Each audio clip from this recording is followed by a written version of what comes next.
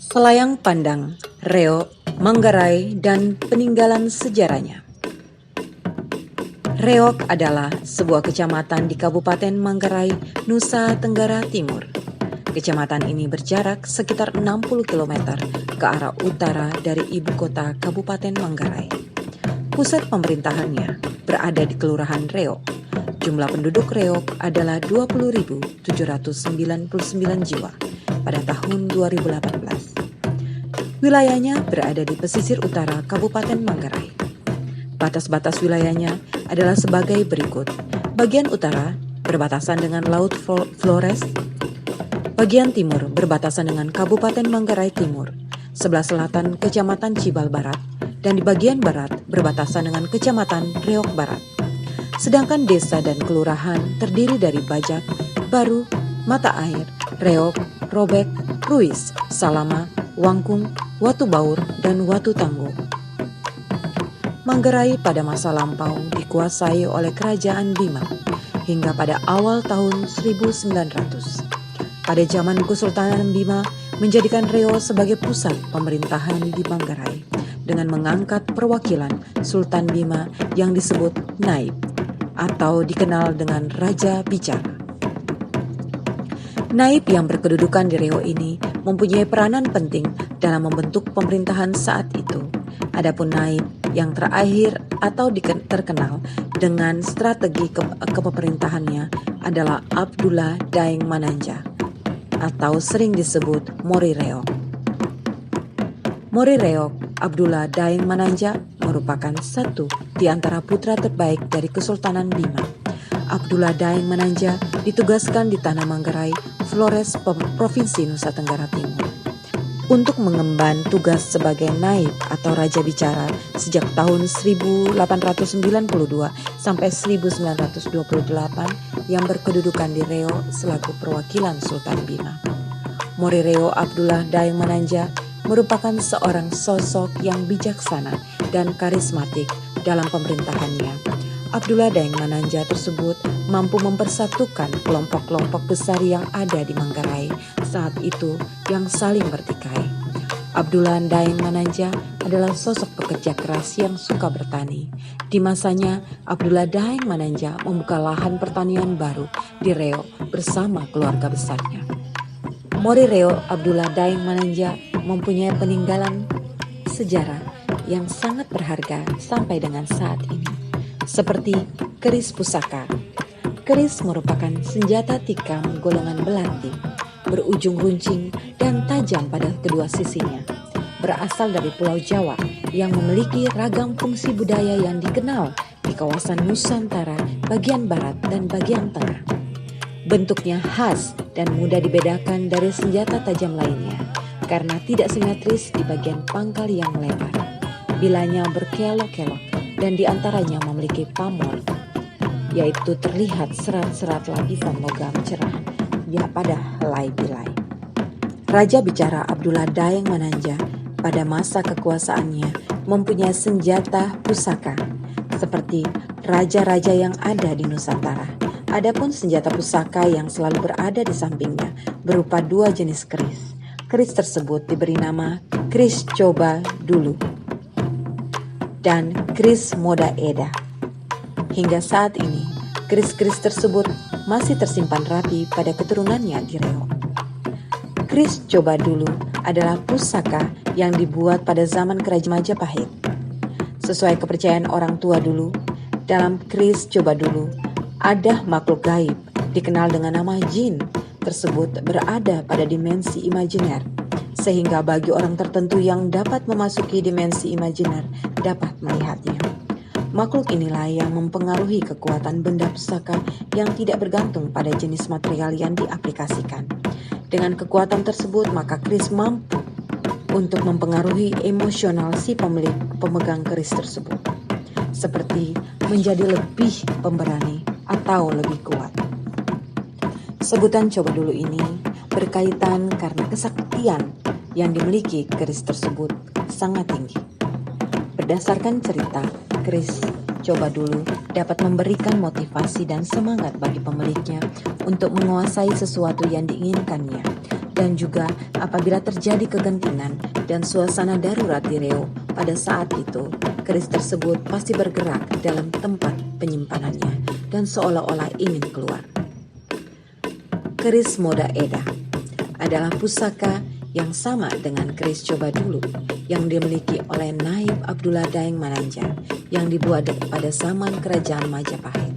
Keris Moda Eda juga dapat mempengaruhi emosional pemiliknya, yang mana sesuai artinya muda atau hilang dan eda atau ditemukan kembali. Sesuai kepercayaan turun-temurun bahwa sesuatu yang tadinya tidak ada atau sulit bagi orang lain, namun semuanya bisa terjadi atau didapat oleh pemilik keris tersebut atas kehendak Allah Subhanahu wa Ta'ala. Peninggalan yang kedua adalah dokumen manuskrip peninggalan Kesultanan Bima. Dalam masa penugasan Naib Abdullah Daeng Mananja di Manggarai dari Kesultanan Bima, telah disertakan sebuah dokumen mandat kekuasaan. Dokumen ini berbentuk tulisan Arab Pregong, namun bunyinya bahasa Jawa terkait dengan mandat kekuasaan beliau selama masa pemerintahannya. Dokumen manuskrip ini berumur kurang lebih 150 tahun dan awalnya tersimpan rapi di Asi Reo Manggarai. Namun karena Asi Reo terbakar, saat ini masih tersimpan di keturunan Naib Abdullah Daeng Mananja di Reo Manggarai. Peninggalan ketiga yaitu Kopia. Bukti peninggalan Naib Raja Bicara Reo Manggarai lainnya adalah Kopia. Kopia juga memiliki fungsi kemuliaan karena melindungi kepala seperti mahkota bagi seorang raja. Kopia Naib Abdullah Daeng Mananja merupakan salah satu kopia adat Bima, Nusa Tenggara Barat yang dirajut dengan tangan asli dan bukan merupakan produksi pabrik sehingga bernilai seni sangat tinggi. Kopia ini tidak sembarang bisa dibuka oleh siapapun, termasuk pihak ahli waris. Sesuai cerita leluhur, kopia tersebut apabila dikenakan oleh Abdullah Daeng Mananja pada saat itu mempunyai kekuatan yang luar biasa, di mana beliau kebal terhadap peluru tajam atau senjata api zaman VOC. Kopia pada saat ini masih dalam kondisi baik dan diamankan oleh ahli warisnya dan berumur kurang lebih 150 tahun.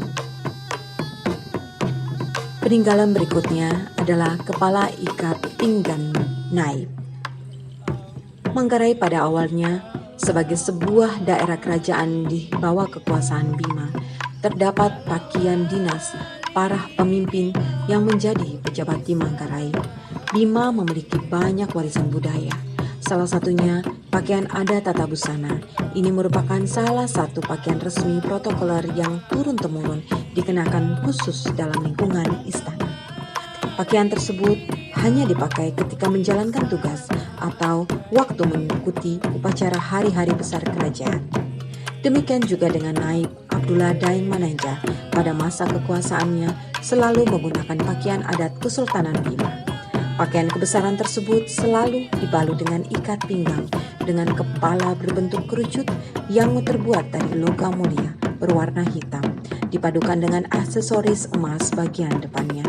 Aksesoris kepala ikat pinggang ini telah berumur kurang lebih 150 tahun dan sampai saat ini kondisinya masih utuh dan tersimpan rapi oleh ahli waris di Reo Manggarai.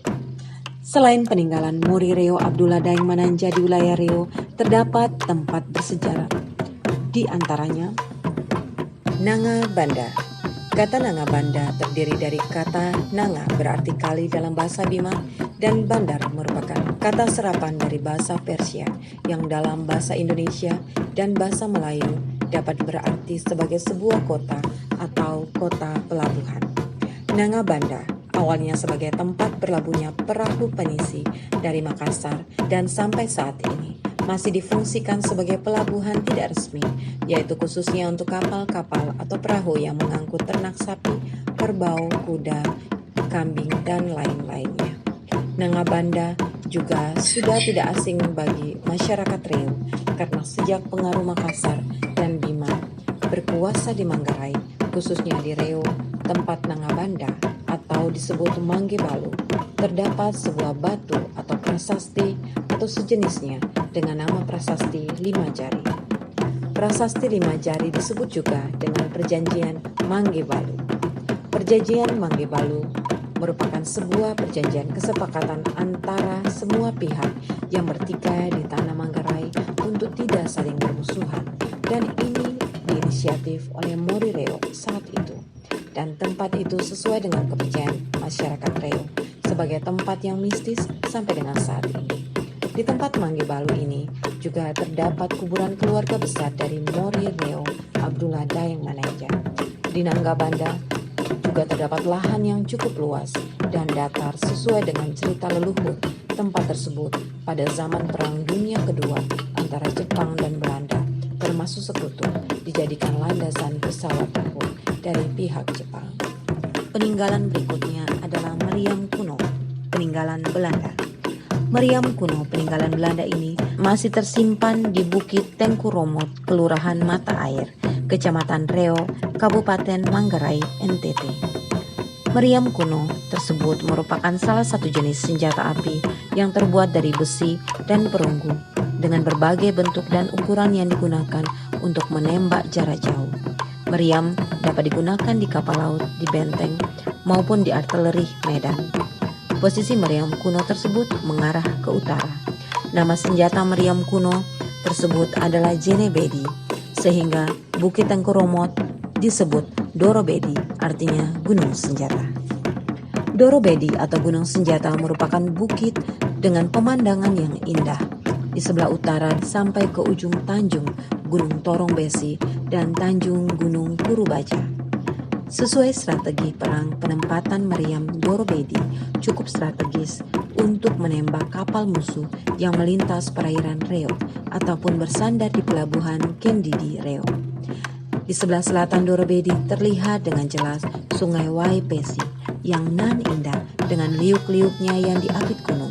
Termasuk di sebelah timurnya terbentang jembatan karya Pemda Manggarai yang menghubungkan wilayah Reo dengan Gomger Kabupaten Manggarai Timur.